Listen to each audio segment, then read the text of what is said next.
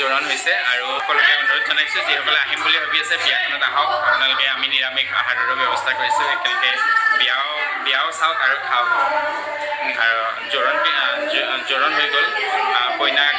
সেন্দুৰ পিন্ধালে আঙঠি পিন্ধালে আৰু